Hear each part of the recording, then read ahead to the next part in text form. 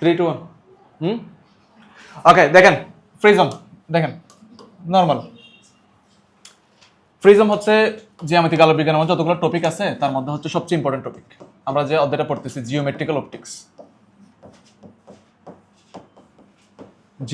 Optics যে চ্যাপ্টারটা পড়তেছি এই চ্যাপ্টারের মধ্যে সবচেয়ে ইম্পর্টেন্ট টপিকের নাম হচ্ছে প্রিজম। তোমরা প্রিজম নিশ্চয়ই দেখছো,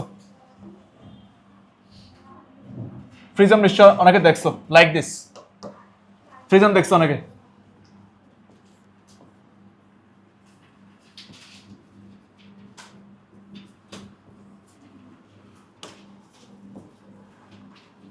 এই যে অনেকটা এমন, প্রিজমটা অনেকটা এমন।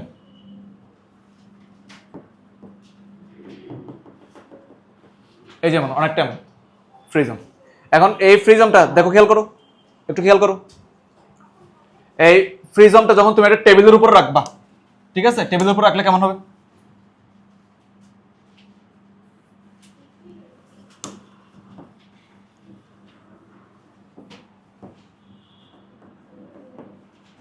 এখানে কি হয় তাহলে? তোমরা হচ্ছে ওই বাসায় যখন গ্রামের বাসায় যাও তখন একটা জিনিস খেয়াল করছো না, যে হচ্ছে এরকম বাঁকা ডেওয়ের মতো হচ্ছে কিছু টিন থাকে, এক পাশ থেকে আলো পড়া হচ্ছে আরেক পাশ দিয়ে বেরিয়ে যায়, খেয়াল করছো না এরকম? এখানেও কাইন্ড অফ তাই। এখন এই জিনিসটাকে যখন আমরা ম্যাথমেটিক্যালি প্রুফ করতে চাইবো তাহলে এখানে হচ্ছে এক পাশ দিয়ে আলো গিয়ে আরেক পাশ দিয়ে বেরিয়ে যাবে, ঠিক আছে? এখন এটা কিভাবে হয় সেটা হচ্ছে আমরা এখন ম্যাথমেটিক্যালি করার চেষ্টা করবো। তাহলে প্রথমে হচ্ছে এখানে আসি, পেছনে সেটা দিয়ে দাও, ফ্যান টপ করবে। এখানে আসো, এখানে হচ্ছে আমরা একটা প্রিজমের পিস্টন নিছি, প্রিজমের পিস্টন নিছি। তুমি ল্যাবে যখন কাজ করবা অল দা টাইম মনে রাখবা প্রিজমের লম্বা লম্বি বাহুগুলো হচ্ছে আর ছোট বাহুগুলো নিচে থাকবে, লম্বা লম্বি বাহুগুলো উপরের দিকে থাকবে।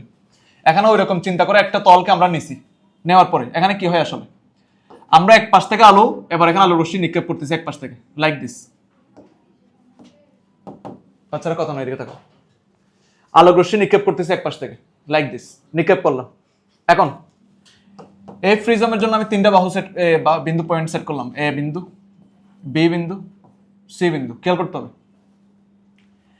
বাহিরের পৃষ্ঠের যে প্রতিসরাঙ্ক সেটাকে ধরলাম আমি মিউ এস, আর ভিতরের পৃষ্ঠের যে প্রতিসরাঙ্ক সেটাকে ধরলাম মিউ পি। যেহেতু প্রিজম তাই মিউ পি, আবার বাহিরের দিকে প্রতিসরাঙ্ককে ধরলাম মিউ এস। তার মানে বাইরের প্রতিসরাঙ্ক মিউ এস, বাইরের প্রতিসরাঙ্ক মিউ এস, আর ভিতরের প্রতিসরাঙ্ক হচ্ছে কি মিউ পি ফর প্রিজম। এটুকু তুমি বুঝতে পারছো। এখন প্রিজমে যেহেতু প্রতিসরণ হয় তাহলে আলোক রশ্মি সামান্য পরিমাণে বেঁকে যাবে না? নর্মালি আলোক রশ্মিগুলো যাওয়ার কথা ছিল হচ্ছে এই বরাবর, যাওয়ার কথা ছিল হচ্ছে এই বরাবর, নাকি বলো? কিন্তু এটা হচ্ছে এখন সামান্য পরিমাণে বেঁকে যাবে, বেঁকে হচ্ছে আলোক রশ্মিটা ঠিক এই বরাবর চলে যাবে, এই বরাবর চলে যাবে, এই বরাবর চলে যাবে। এটাকে আমরা এ মার্ক করলো, এ বরাবর চলে গিয়ে এবার কি হবে দেখো, এখান থেকে হচ্ছে এই বরাবর বেরিয়ে যাবে। তাহলে প্রিজমের তলের মধ্যে কি হয়েছে দেখেন, খেয়াল করেন। আলোক রশ্মি এই বরাবর গিয়ে সোজা গিয়ে এ বরাবর চলে যাচ্ছে, তাহলে আমাদের আলোক রশ্মি প্রিজমের মধ্যে এই পথটা অনুসরণ করতেছে। তার মানে আমরা যে আলোক রশ্মিকে নিক্ষেপ করছি, তাই না? তাহলে এখানে কি হয় দেখো, এখানে তোমার দুইটা ব্যাপার স্যাপার থাকবে। নর্মালি আলোক রশ্মি এদিকে বাকি যাওয়ার কথা ছিল, কিন্তু এদিকে না গিয়ে এদিকে চলে গেছে। আমি যদি এখন সেম জিনিসটা যদি আমি উল্টা পাশ থেকে করি, মনে করো আমি প্রিজমটাকে এই পাশ থেকে পাস করবো, এই পাশ থেকে আলোক রশ্মি পাস করবো, তাহলে যখন আমি এই পাশ থেকে পাস করবো আলোক রশ্মি, তখন তোমার কাছে কি মনে হয়? আলোক রশ্মি এই বরাবর যাওয়ার কথা ছিল, রাইট? কিন্তু এই বরাবর না গিয়ে আলোক রশ্মি আবার কোন দিকে চলে আসছে? এদিকে চলে আসছে। আমি যদি এখানে একটু পয়েন্ট দিই তাহলে তোমাদের জন্য আইডেন্টিফাই করা সহজ হবে। লাইক এটাকে দিলাম এম, এটাকে দিলাম হচ্ছে এন। তাহলে আলোক রশ্মি মনে করো এখানে মনে করো পি, এখানে মনে করো হচ্ছে কিউ।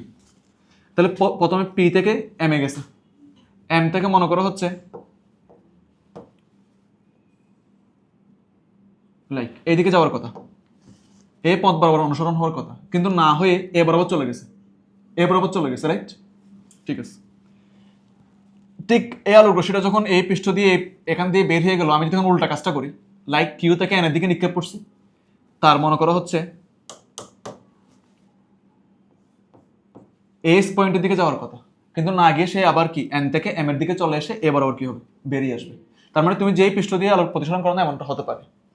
এখন এখানে আলোক রশ্মি দিয়ে এ বরাবর যায়, তাহলে আমরা এখানে একটা কাল্পনিক তল কল্পনা করবো লাইক দিস, কাল্পনিক কল্পনা করবো লাইক দিস, কাল্পনিক তল কল্পনা করবো লাইক দিস। কল্পনা করা হচ্ছে এখানে প্রতিফলন কোণ বা রিফ্লেক্টিং অ্যাঙ্গেলটা লিখবো।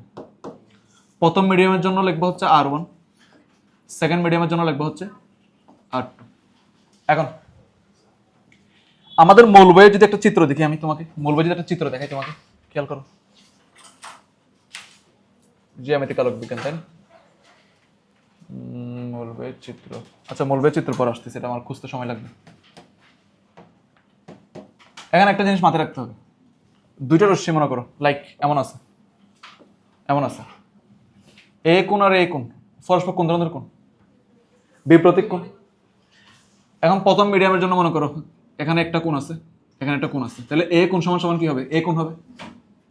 আবার সেম কাজটা মনে করো এখানে এ মিডিয়াম থেকে এ মিডিয়াম, লিখতে পারবো কি পারবো না? আরো সহজ করে যদি বোঝাই, তুমি হচ্ছে এবার একটা কাল্পনিক তল কল্পনা করো, মেইন এক্সিস বরাবর একটা কাল্পনিক তল কল্পনা করো, সেম কাল্পনিক তলটা আবার এ বরাবর কল্পনা করো, মেইন কাল্পনিক তলটা হচ্ছে আবার এ বরাবর কল্পনা করো, লাইক দিস। এগুলো কিন্তু একটু বোঝার ব্যাপার স্যাপার আছে, এগুলো কিন্তু না বুঝতে কিন্তু পারবেন না, আমি আবার বলতেছি, এখানে কিন্তু বেশ বোঝার ব্যাপার স্যাপার আছে।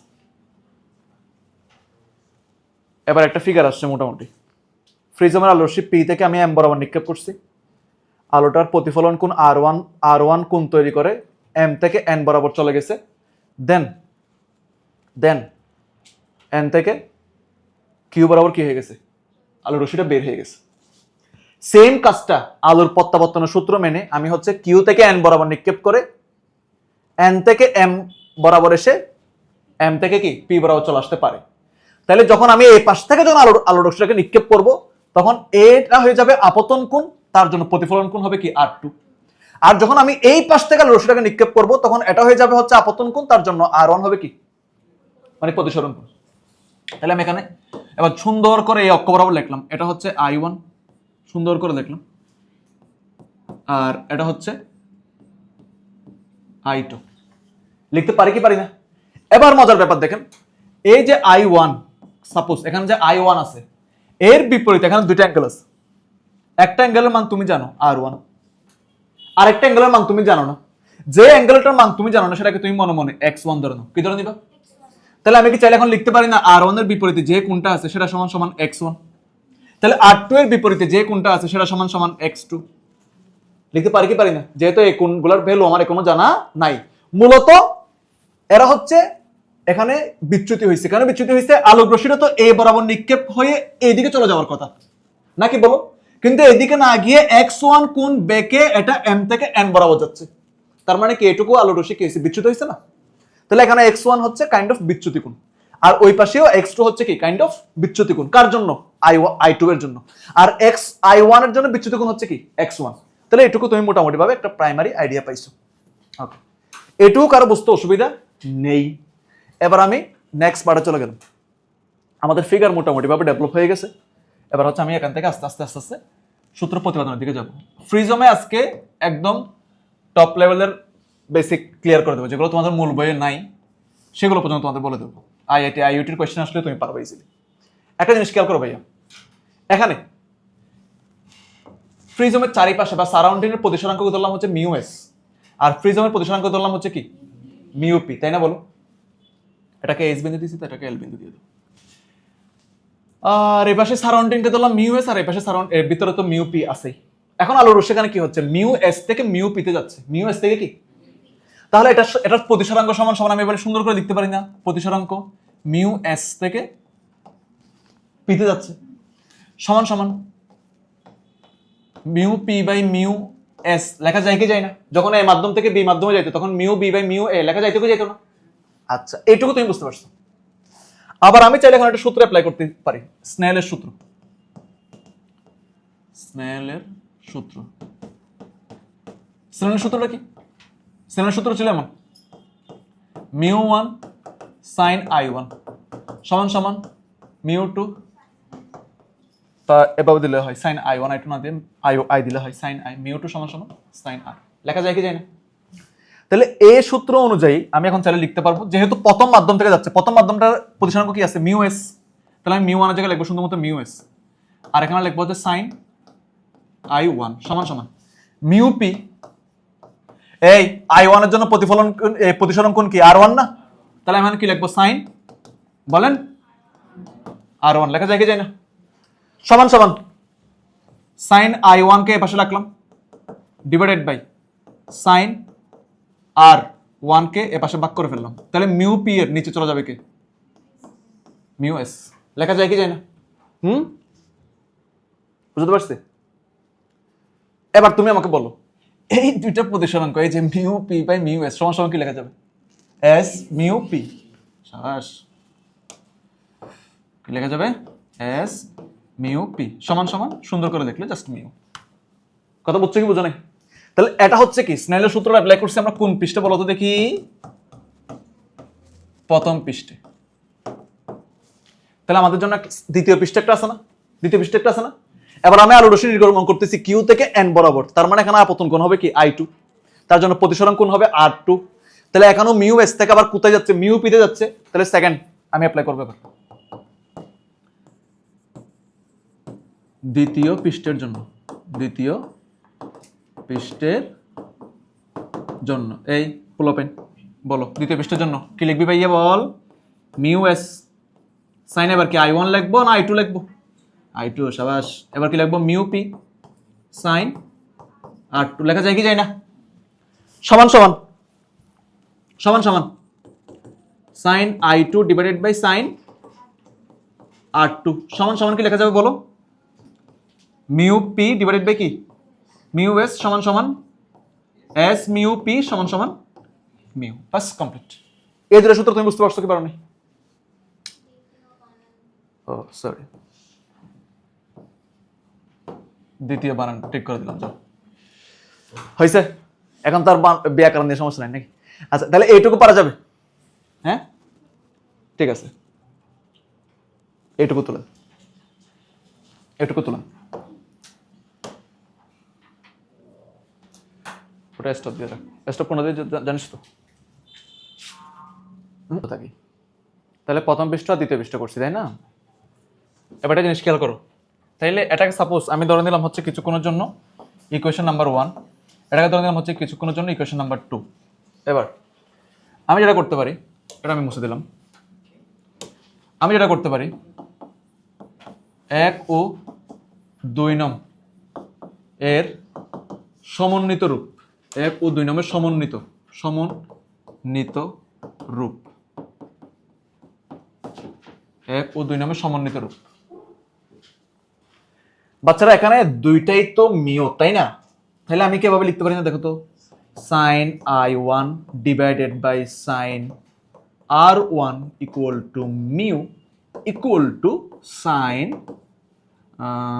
I two divided by sine R two. লিখতে পারি কি পারি না? তাহলে এবার সুন্দর করে এটাকে বক্স করে ফেলো, এটা একটা পার্মানেন্ট সূত্র হয়ে গেল। ওকে, তাহলে প্রিজমের ক্ষেত্রে প্রতিসরাঙ্কের সাথে আপতন কোণ ও প্রতিসরণ কোণের সম্পর্ক বের করে ফেললাম আমরা। এবার আমরা যেটা নিয়ে আলোচনা করব সেটা হচ্ছে বিচ্যুতি কোণ। ঠিক আছে, তাহলে বিচ্যুতি কোণ নিয়ে আলোচনা করব, যেহেতু এগুলোকে আমরা মুছে দিলাম। ওকে ঠিক আছে, আসেন বিচ্যুতি কোণ নিয়ে আলোচনা করি। ওকে, হয়েছে না বাচ্চারা, হয়েছে না? তুলো হয়েছে না? ঠিক আছে, আসো বিচ্যুতি কোণ তুলি। তাহলে আমরা এগুলো সব মুছে দিলাম। হ্যাঁ, এবার হচ্ছে আমরা বিচ্যুতি কোণের জন্য ব্যাপার স্যাপারগুলো ডিল করবো। বিচ্যুতি কোণ,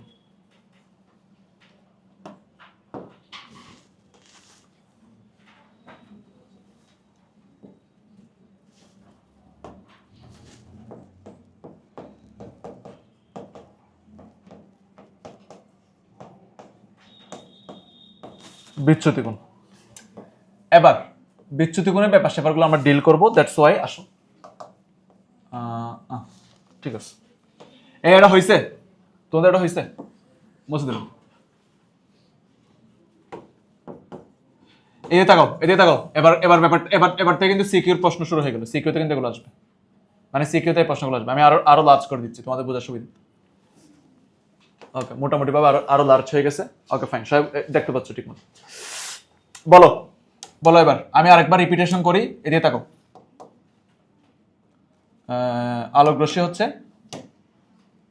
খেয়াল করতে হবে সবার, আলোক রশ্মি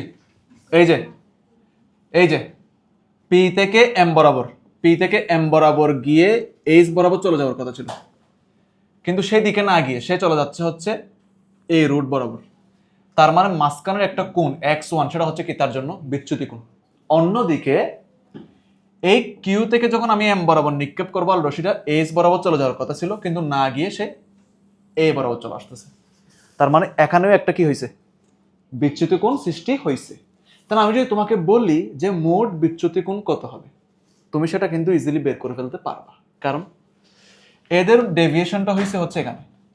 এটা কিন্তু লজিক্যাল ব্যাপার স্যাপার আর কি, যেখানে এটা হচ্ছে গেছে কিন্তু এইদিকে, এই যে বিচ্যুতি কোণটা হয়েছে মোট হচ্ছে এটা।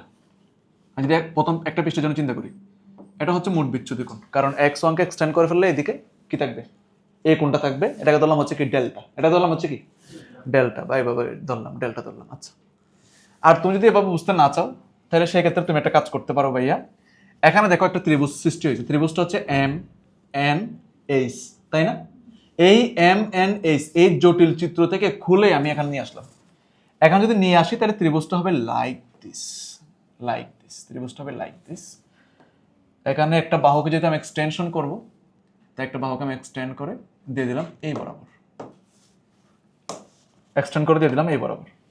এবার তুমি আমাকে বলো, এই কোণটার পরিচয় তুমি আগে থেকে জানো x1, এই কোণটার পরিচয় তুমি আগে থেকে জানো x2, আর এটাকে ধরলাম হচ্ছে কি আমি ডেল্টা, মোট বিচ্যুতি কোণ, মোট বিচ্যুতি কোণ। তাহলে এমন মোট বিচ্যুতি কোণ তোমরা নিশ্চয়ই এই একটা সূত্র পড়ছো, একটু আগে আমি বলতেছিলাম কাকে জানো, যে ত্রিভুজের যে বহিস্থ কোণ, ওই যে তোমাদের 9-10 পড়ছো, এটা বহিস্থ কোণ এই অন্তস্থ কোণের সমষ্টির কি মানে সমান না? তাহলে আমি এখানে লিখতে পারবো ওই যে সমষ্টির সমান, ওই উপপাদ্য থেকে আমি লিখতে পারবো delta equal two x1 plus কি x2। লিখতে পারবো কি পারবো না? ওই উপপাদ্য থেকে আমি লিখতে পারবো যে ডেল্টা ইকুয়াল টু কি x1 প্লাস কি x2। এবার একটা মজার ব্যাপার দেখো, এখানেই তো ফ্যালাসি, ফ্যালাসিটা হচ্ছে এখানে। এবার দেখেন, এখানে আমি দিলাম এটা, এখানে আমি দিলাম এটা, এক্স আকৃতির এ কোণ আর এ কোণ পরস্পর কোন ধরনের কোণ, বিপরীত কোণ। আমি এখন i1 এর জন্য হিসাবটা তোমাকে দেখাই, তুমি i2 টা এমনি বুঝে যাবে। i1 এর জন্য আমি কি চাই লিখতে পারি না, i1 এর বিপরীতে কোণ আছে দুইটা, একটা হচ্ছে r1, একটা হচ্ছে x1। তাহলে আমি কি চাইলে লিখতে পারি না যে ভাইয়া i1 equal to x1 plus r1, সুতরাং x1 equal to i1 minus r1। লেখা যায় কি যায় না? একই কথা আমি i2 এর জন্য লিখতে পারি, i2 equal two x2 plus কি r2, সুতরাং x2 equal to i2 minus কি r2। লেখা যায় কি যায় না? এবার এই সূত্রগুলো এখানে আমি সুন্দর মতো বসাই দিই। তাহলে x1 এর জায়গায় আমি বসালাম i1 minus r1 plus x2 এর জায়গায় বসালাম i2 মাইনাস r2। সবাই দেখো তো বুঝছো কিনা এটা? এবার বলো, এখান থেকে আমি ব্র্যাকেট ক্লোজ করে দিলে i1 গুলাকে এক পাশে লিখে ফেললাম, মাইনাস একটা কমন নিয়ে সুন্দর মতো করে r1 প্লাস r2 লিখে ফেললাম। এইটুকু তো তোমরা একটু স্টপ থাকো, এইটুকু তো একটু স্টপ থাকো, আমি আরেকটা কাজ করে আসি ততক্ষণে। আচ্ছা, তুমি তো এটা মোটামুটি ভাবে বুঝে গেছো, এটা তো মোটামুটি ভাবে বুঝতে পারছো। ওকে, এটা যদি মোটামুটি ভাবে বুঝতে পারো যে হয়, তুমি একটা জিনিস খেয়াল করো, এখানে আমি অনেক বড় বড় করে কিছু হচ্ছে মার্কিং করতেছি। এই পয়েন্টগুলো খেয়াল করো, আমি যে মার্কিংগুলো করতেছি এই পয়েন্টগুলো খেয়াল করো, এই যে এই পয়েন্টটা খেয়াল করতে হবে। এ বিন্দু, এম বিন্দু, এল বিন্দু, এন বিন্দু, একটা চতুর্ভুজ হয়েছে কিনা দেখো তো, এ এম এল এন, একটা চতুর্ভুজ হয়েছে কি হয়নি? I repeat, A M L N, একটা চতুর্ভুজ হয়েছে কিনা দেখো তো, হয়েছে? হয়েছে না? এগুলা কি অবিলম্ব, এগুলা কি অবিলম্ব। তাহলে অবিলম্বের উপর অঙ্কিত কোণ, অবিলম্বের উপর অঙ্কিত কোণ তো 90 ডিগ্রি, সবাই জানে। তার মানে এই কোণটা হবে 90 ডিগ্রি, এই কোণটা হবে কি 90 ডিগ্রি। দুইটা 90 মিলে কত ডিগ্রি হয়ে গেল? 180। এখন একটা চতুর্ভুজের যে কোনো একটা চতুর্ভুজের লাইক এটাকে আমি এই পাশে এভাবে লিখলাম, এই চতুর্ভুজের মতো এই কোণ আর এই কোণ মিলে যদি 180 ডিগ্রি ফরমেশন হয়ে যায়, এই কোণ আর এই কোণ মিলেও যোগফল কত হবে? 180 ডিগ্রি হবে। এটা তো আমরা জানি, তাই না? তাহলে আমি আবার লিখতে পারবো এখান থেকে, শর্ত মতো লিখতে পারবো, শর্ত মতো আমি লিখতে পারবো এখানে। এই জায়গাটা নষ্ট করে ফেললে তো আবার ঝামেলা। আচ্ছা আচ্ছা, একটু ছোট করছি, হ্যাঁ একটু ছোট করছি। ওকে, এইদিকে তাকাই, এইদিকে তাকাই।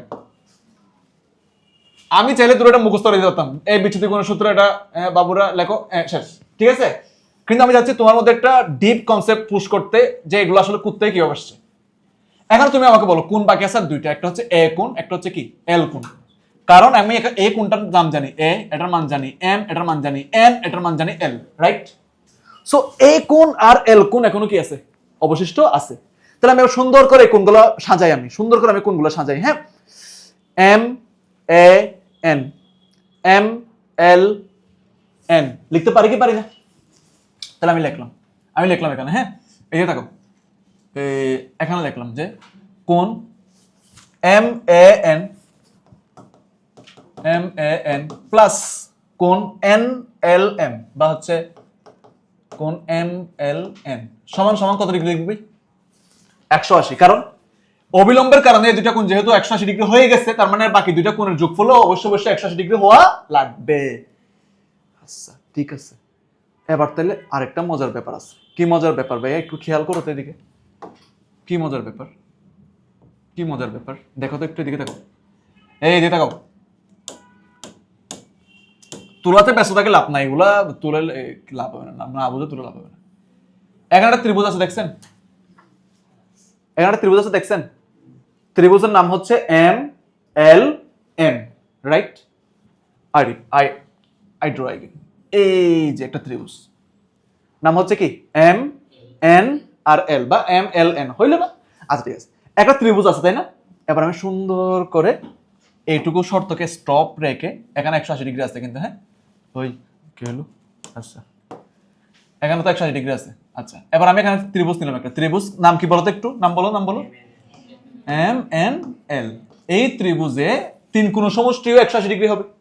এই ত্রিভুজে তিন কোণ সমষ্টিও কি হবে?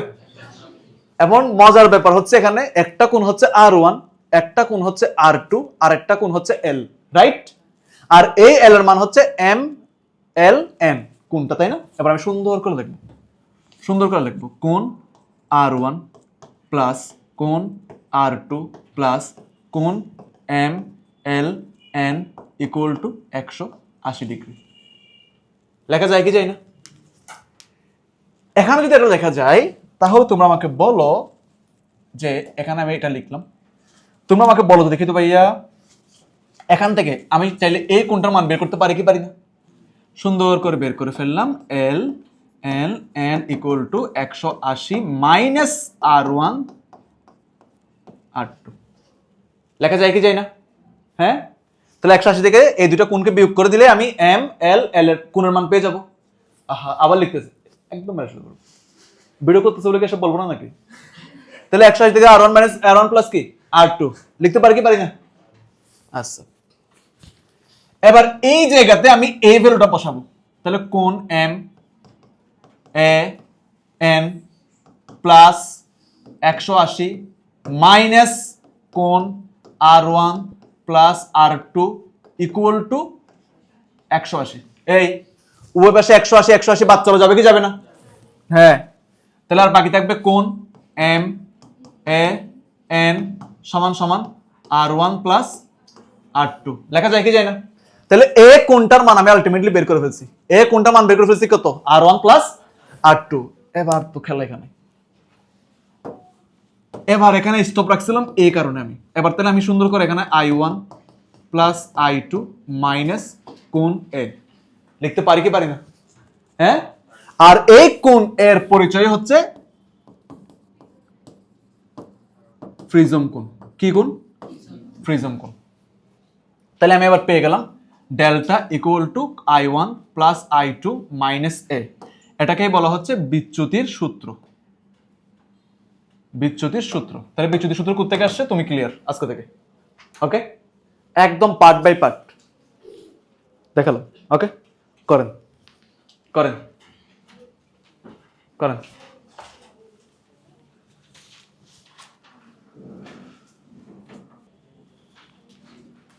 আচ্ছা আচ্ছা, নেক্সট।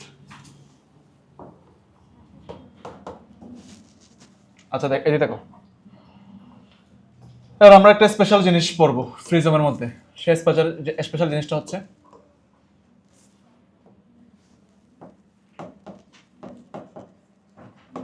ন্যূনতম বিচ্যুতি কোণ। ন্যূনতম কি বিচ্যুতি কোণ? ন্যূনতম বিচ্যুতি কোণ ব্যাপারটা খেয়াল করবা। ন্যূনতম বিচ্যুতি কোণের ব্যাপারটা একটু খেয়াল করবা। হ্যাঁ, আমি নর্মালি ডেল্টা ইকুয়াল টু কি জানি ভাইয়া, বলো তো একটু, বল ফেল ভাইয়া। এ নাকি, বা কোন এ, একই কথা। যখন আমি এটাকে মিনিমাম করব, মিনিমাম যখন লিখবো, তখন আমার কেন লিখতে হবে না ন্যূনতমের জন্য মিনিমাম লিখতে হবে না, ডেল মিনিমাম লিখতে হবে না। তাহলে del minimum equal to I1 plus I2 minus A লিখলাম। এবার আমি হচ্ছে এটাকে ডিফারেন্সিয়েশন করব, যেহেতু ন্যূনতম বিচ্যুতি কোণের জন্য পরিবর্তন, তাহলে আমি ডিফারেন্সিয়েশন করে পাই।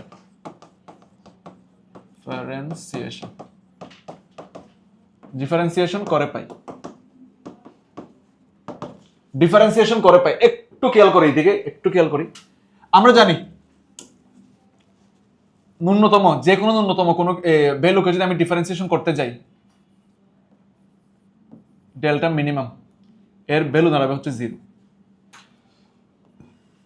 এর ভ্যালু দাঁড়াবে 0। তাই আমি সরাসরি 0 লিখলাম, তোমরা বাকিটা বুঝে নিও।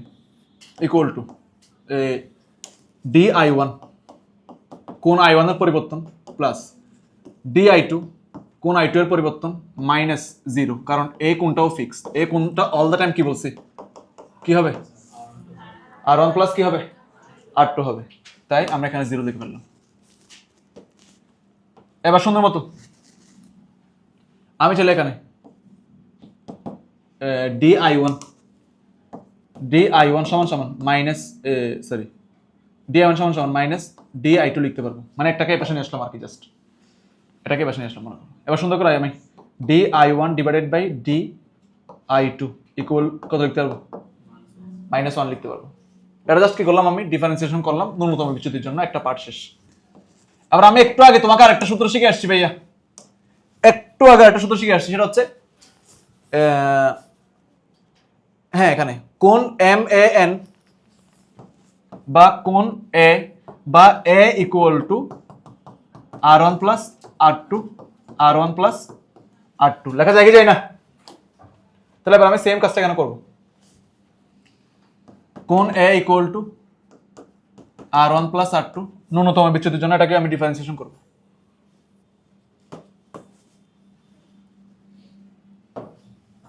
এটাকে আমি ডিফারেন্সিয়েশন করব, ডিফারেন্সিয়েশন করে আমি এখানে লিখবো কোন একে ডিফারেন্সিয়েশন করলে কত পাবো 0, কারণ এটা ফিক্স মান। R1 এর জন্য পাবো DR1, R2 এর জন্য পাবো DR2 সমান সমান DR1 equal to minus DR2 সমান সমান DR1 divided by DR2 equal to -1 লেখা যায় কি যায় না? তোমাদের মনে প্রশ্ন আসতে পারে আমি এই প্রমাণটা কেন করা শুরু করতেছি, জাস্ট স্টার্ট করলাম। আমি কেন শুরু করতেছি, বিকজ ন্যূনতম বিচ্যুতি কোণের একটা শর্ত আছে, তোমাদের বইয়ে শর্ত আছে কিন্তু কারণ কেন জানা নেই। ন্যূনতম বিচ্যুতি কোণের শর্ত আছে কিন্তু বইয়ে কারণ হোয়াই এটা দেওয়া নেই। শর্তটা হচ্ছে ভাইয়া I1 সমান সমান I2 হবে, ন্যূনতম বিচ্যুতি কোণের শর্ত। R1 সমান সমান কি হবে R2 হবে। বাট কেন এটা করছে এর কোনো রিজন এখানে জানাই নাই। আমরা এখন আসলে প্র্যাকটিক্যালি দেখবো why I1 equal to I2 হয়, কেন R1 ইকুয়াল টু R2 হয়। এইটুকু আই হোপ সবাই বুঝতে পারছে, এইটুকু নিয়ে কোনো ধরনের ঝামেলা নাই।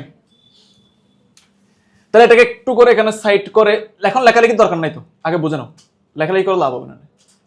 আচ্ছা এটাকে আমি এখানে রাখি, এরপরে পেজ চলে গেলাম। ওকে, এখানে এটুকু বুঝতে পারছো নিশ্চয়ই। এবার আমি এরপরে পেজে গেলাম, পরের পেজে গিয়ে আমি লিখলাম তোমাদের এই সূত্র শিখেছিলাম না, দেখো তো mu equal to sine I1 divided by sine R1 শিখেছিলাম না? এখান থেকে আমি চাইলে লিখতে পারি sin i1 equal to mu sin r1। এবার সেম কথা এখানেও, এটাকে আমি ডিফারেন্সিয়েশন করতে পারি। ডিফারেন্সিয়েশন করলে সাইন কি সাইন থাকবে না কস হয়ে যাবে। শাবাশ, তাহলে এখানে কি হয়ে যাবে cos i1 di1, কারণ i1 হচ্ছে চলক, এর সাপেক্ষে আমি ডিফারেন্সিয়েশন করছি এটা সমান সমান মিউ তো একটা ধ্রুবক, এটা কি চেঞ্জ হবে বলো? চেঞ্জ হবে না। সাইনকে করলে আবার cos r1 cos r1 dr1, মাশাআল্লাহ ভালো বুঝতে পারছেন, dr1 বাস এইটুকু আমাদের বুঝতে পারছি। এটা কোন পৃষ্ঠের জন্য করছি একটা পাগলও পারবে। কোন পৃষ্ঠ? প্রথম পৃষ্ঠ। তাহলে এবার আমরা কোন পৃষ্ঠের জন্য করবো বলো তো দেখি? হ্যাঁ, দ্বিতীয় পৃষ্ঠের জন্য করবো। এই বলো, দ্বিতীয় পৃষ্ঠের জন্য আমি যেখানে সূত্র অ্যাপ্লাই করব, এখানে আমি কি লিখবো? Sign i2 r2। সুন্দর করে লিখতে পারি কি পারি না? যে sine i2 equal to mu sine r2। সাবাস, এবার এটা ডিফারেন্সিয়েশন করব। cos i2 d i2 সমান মিউ এর জায়গায় মিউ dr2 লেখা যায় কি যায় না? এটুকু নিশ্চয়ই বুঝে গেছি আমরা। That's good. এবার এটা দাও হচ্ছে 1 নম্বর সমীকরণ।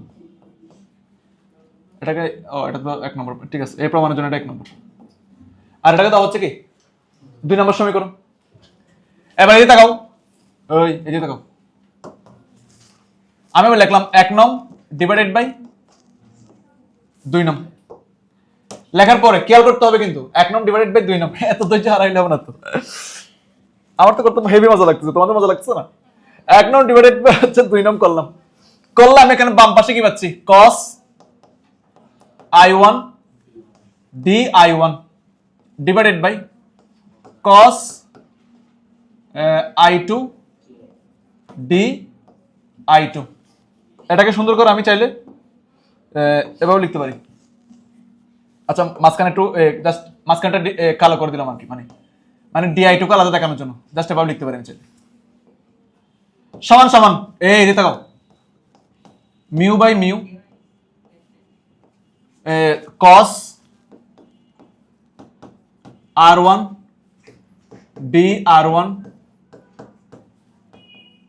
cos r2।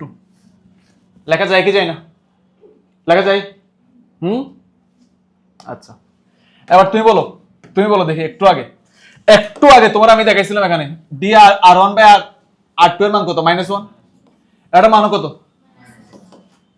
আচ্ছা, -1। তাহলে এবার সুন্দর মতো এখানে যা আছে তা থাকবে। তাহলে দেখো cos i1 divided by cos i2 di1 by di2 -1। এটা কাটা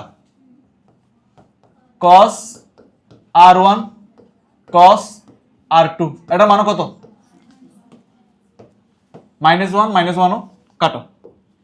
এবার এর সাথে গুণ করে দিই, ক্রস গুণন করে ফেলি। cos i1 cos r2 সমান সমান cos i2 into cos r1। লিখতে পারি কি পারি না? এখন আমি যদি ন্যূনতম বিচ্যুতির এই শর্তটা প্রমাণ করতে চাই, আমাকে স্নেলের সূত্র দিকে আগাইতে হবে। আর স্নেলের সূত্রে কোনো cos নাই, স্নেলের সূত্র আছে হচ্ছে কি সাইন। cos কে সরাসরি সাইনে কনভার্ট করার মতো কোনো সূত্র নেই, কিন্তু স্কয়ার করলে কনভার্ট করা যাবে। স্কয়ার করলে কি করা যাবে? এবার এর পরের লাইনে আমি হচ্ছে এটাকে বর্গ করব। এটা যদি বর্গ করি, এই সেম জিনিসটাকে আমি বর্গ করলাম,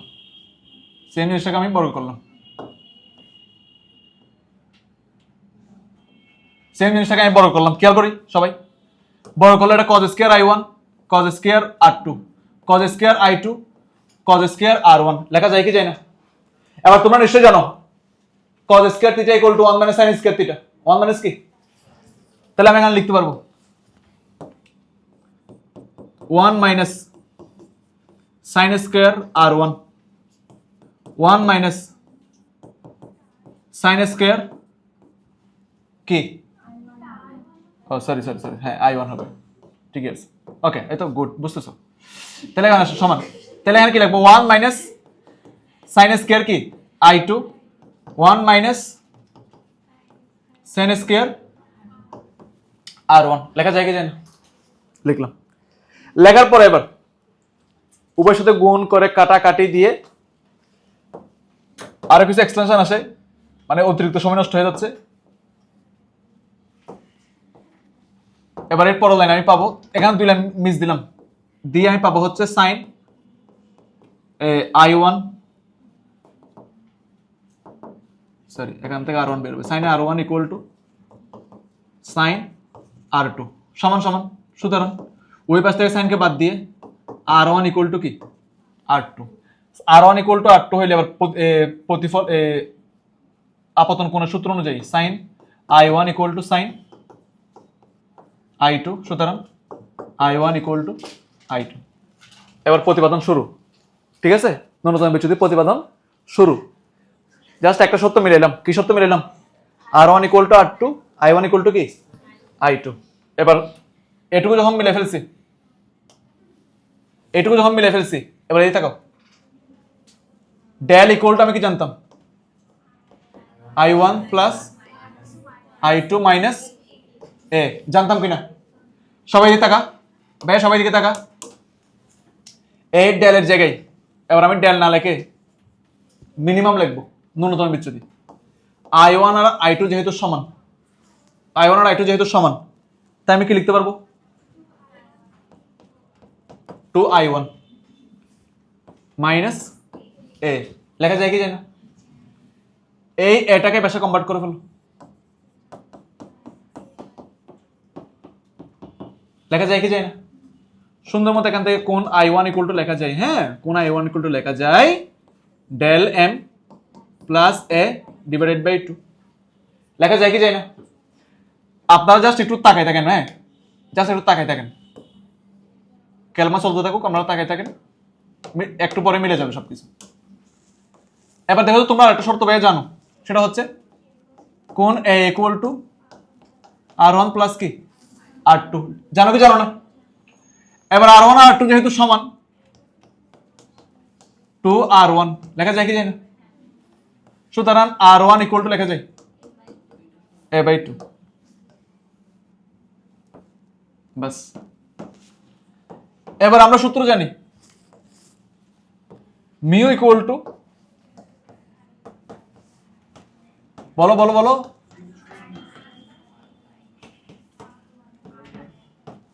R1 সূত্র জানি কি জানি না?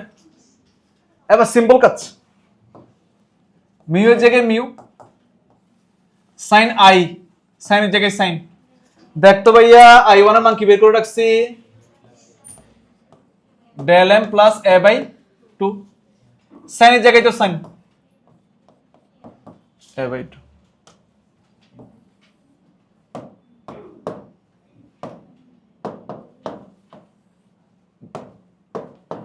বাস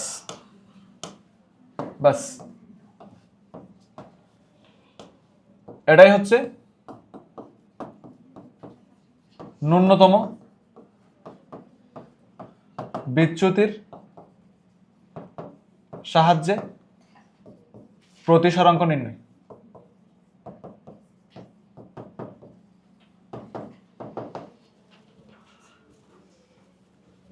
বুঝতে পারছেন? তাইলে এবার আসেন, আমি হচ্ছে শুরু করছিলাম কোথায়, একবার জাস্ট ওভারভিউ করি। আমরা হচ্ছে জাস্ট শুরু করছিলাম এই জায়গায়, এটা টপিকের নাম কি ছিল ফ্রিজম, এখান থেকে জাস্ট স্টার্ট হয়েছে এটা প্রমাণ। তাহলে প্রথম পৃষ্ঠ দ্বিতীয় পৃষ্ঠের শ্রেণীর সূত্র অ্যাপ্লাই করে আমরা আগাইলাম, দুটাকে কম্বাইন করলাম। দেন ফ্রিজমের জন্য বিচ্যুত কোণের হিসাবটা আমরা জ্যামিতি এবং হচ্ছে হিসাব নিকাশ করে হচ্ছে ব্যবহার করে, জ্যামিতি ব্যবহার করে হিসাব নিকাশ করে সুন্দর মতো বের করলাম। বের করার পরে ন্যূনতম বিচ্যুতিতে গেলাম। ন্যূনতম বিচ্যুতির জন্য প্রথমে ডেল এম আর হচ্ছে এ এর জন্য ডিফারেন্সিয়েশন করে হচ্ছে সুন্দর মতো মানগুলা বের করে ফেললাম। আমাদের শর্ত ছিল I1 equal to I2, R1 equal to R2, এটা ফিল আপ করা।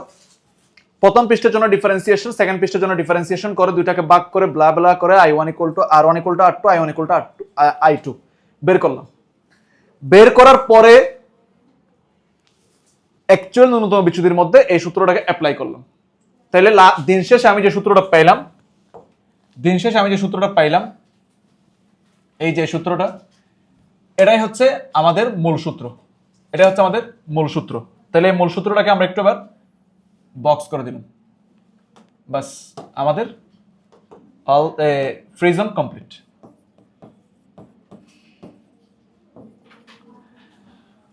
এখানে একটু গ্রাফ ছিল, গ্রাফগুলো দেখানোর ইচ্ছা আছে, দেখি তোমরা করো, গ্রাফগুলো দেখাবো, এটা করো।